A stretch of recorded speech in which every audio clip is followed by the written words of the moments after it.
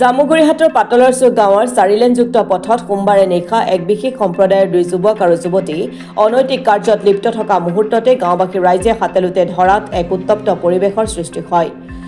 কি আছে ইয়াত? ইয়াত গুৱাত কাম কৰে। এটো কি? এটো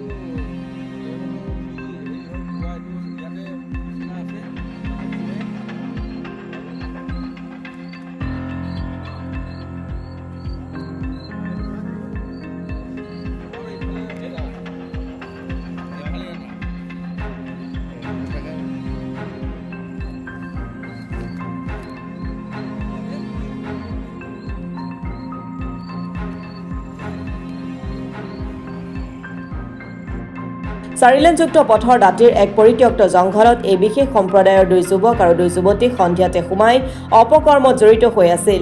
পাছত স্থানীয় লোকে এই দৃশ্য প্ৰত্যক্ষ কৰি চিঞৰ-বাখৰ কৰাত গাঁওবাসী ৰাইজ ৰাজপথলৈ ওলাই আহি এজন যুৱকক আটক কৰাৰ বিপৰীতে এজন যুৱক আৰু 2 যুৱতী উলংগ অৱস্থাৰে জংঘলৰ মাজেৰে পলাই যাবলৈ সক্ষম হয়। পাছত ৰাইজে উত্তম মাধ্যম সোধাই জামুগুৰি আৰক্ষীক যুৱকগৰাকীসহ 2খন মটৰচাইকেল গতাই দিয়া পৰিলক্ষিত হয়।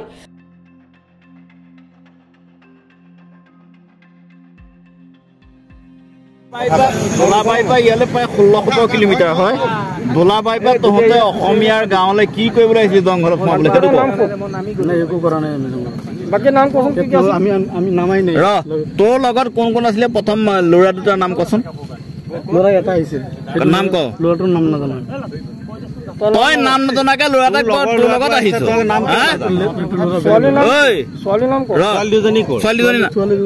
দোলাবাৰীৰ হয়। নাম কত? ঘৰ দোলাবাৰী। হাসিনা আৰু এটাৰ নাম আপোনাৰ হাসিনা কি? হাসিনা বেগম। বাপেকৰ নাম কি? বাপেকৰ নাম নাই।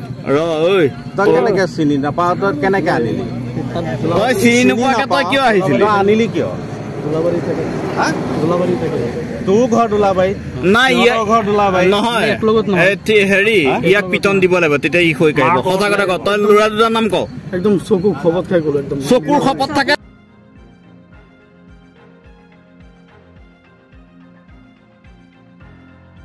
অনৈতিক কাৰ্যত জড়িত আটাইৰে ঘৰ তেজপুৰ দোলাবাৰীৰ বুলি জানিব পৰা গৈছে।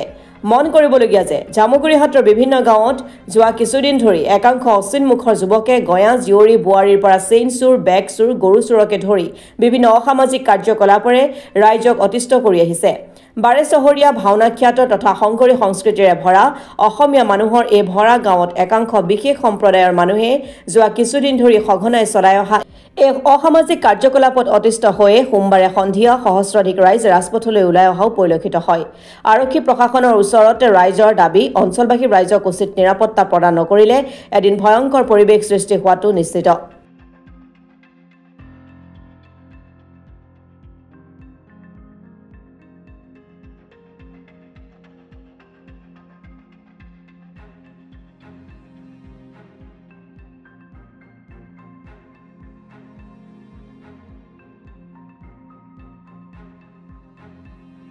হয়, আমি ক'বলৈ গ'লে ইয়াৰ যিখিনি ঘটনা ঘটি আছে আমাৰ কাৰণে দুৰ্ভাগ্যজনক, ৰাইজৰ কাৰণে দুৰ্ভাগ্যজনক। গোটেই পৰিস্থিতিটো নষ্ট কৰি পেলাইছে, গোটেই পৰিস্থিতি বিনষ্ট হৈছে।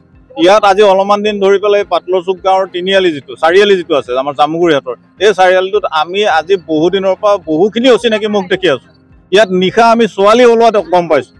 গতিকে চাওক, প্ৰশাসনে যদি এইবিলাক চকু নিদিয়ে এনেকুৱা ঘটনাটো ইয়াতকৈ ডাঙৰ ঘটনা ঘটি যাব কেতিয়াবা। আজিৰ তাৰিখত আমাৰ আজি এই অঞ্চলৰ যুৱকসকল অকণ সজাগ হৈ আছিলে বুলি খন্তেক সময় আগতে 2জন যুৱকে 2খন বাইকত 2গৰাকী গাভৰু ছোৱালী লৈ আহি পেলাই ইয়াত অপকৰ্মত লিপ্ত হৈছে। এই কথাখিনি আজি এজন যুৱকক কৰায়ত্ব কৰা হৈছে, বাকীসকল পলাই গুচি গ'ল। আজি যুৱকজনক কৰায়ত্ব কৰাৰ পিছত গম পোৱা গৈছে যে তেওঁলোক জামুগুৰিহাটৰ নহয়, তেওঁলোক বাহিৰৰ পৰা আহিছে। এই পৰিৱেশটো সদায়তো জনসাধাৰণৰ ৰক্ষা কৰি থাকিব নোৱাৰিব, আৰু জনসাধাৰণৰ ধৈৰ্যৰ একোটা সীমা আছে। আপোনালোকে দেখিছে আজি পুৰুষ, মহিলা, কণ শিশুলৈকে চব ওলাই আহিছে, কিমান অতিষ্ঠ হৈছে। ইয়াত গাঁওখনত গৰু চোৰৰ পৰা, ডিঙিৰ পৰা চেইন চুৰ কৰি নিয়াৰ পৰা অনেক ঘটনা ঘটিছে। এই ঘটনাখিনি কেনেকৈ সুবিধা পাইছে হ'বলৈ? নিশ্চয় প্ৰশাসনৰ অকণমান হ'লেও সোপা দিলা কিবা কথা আছে, সেইকাৰণে হৈছে। প্ৰশাসন শক্তিশালী ভূমিকা ল'ব লাগিব, কাৰণ আজি আমাৰ এই গাঁওখনত আমি আজি কেইবামাহো ধৰি পেলাই একেৰাহে পহৰা দি আছোঁ, নিশাৰ ভাগত আমি পহৰা দি আছোঁ। কিন্তু এই পহৰা কাৰ্যটো আমি যিমানলৈকে আমাৰ ক্ষমতা সিমানৰহে আমি কৰিব পাৰিম। প্ৰশাসনৰ যদি সহযোগিতা নাথাকে, প্ৰশাসনৰ যদি সক্ৰিয় ভূমিকা নলয়, পেট্ৰলিং যদি নবঢ়ায়, তেতিয়া কিন্তু সম্ভৱ নহ'ব এই পৰিস্থিতি এনেধৰণৰ হৈ থাকিব।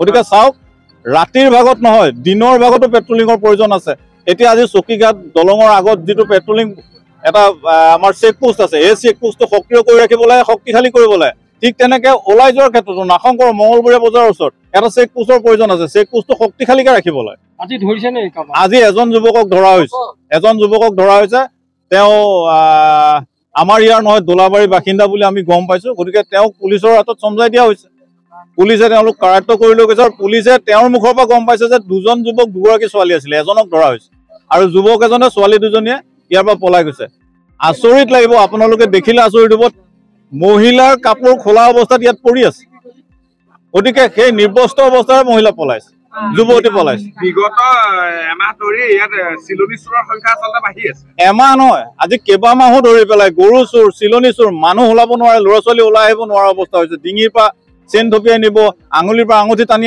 জুই লৈ গুচি যাব অনেক ইয়াত অত্যাচাৰ চলাইছে আৰু গোটেই মুখখিনি অচিনাকি মুখ আজি হাজাৰ মানুহ ইয়াত দেখা গৈছে ইয়াত হাজাৰ মানুহ আহিছে মানে মানুহখিনিতো অতিষ্ঠ হৈ পৰিছে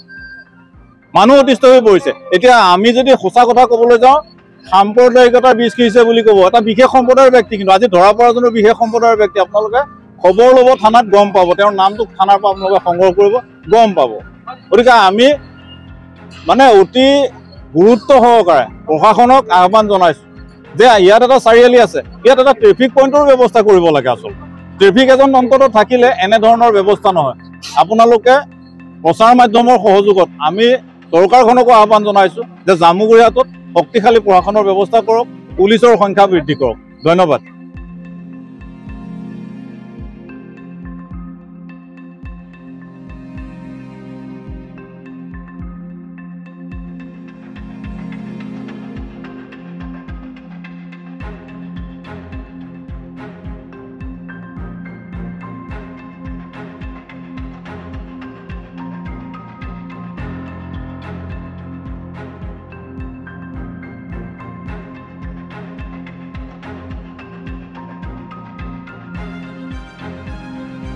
জামুগুৰিহাটৰ পৰা প্ৰেম তিৱাৰীৰ ৰিপৰ্ট অসম টুডে।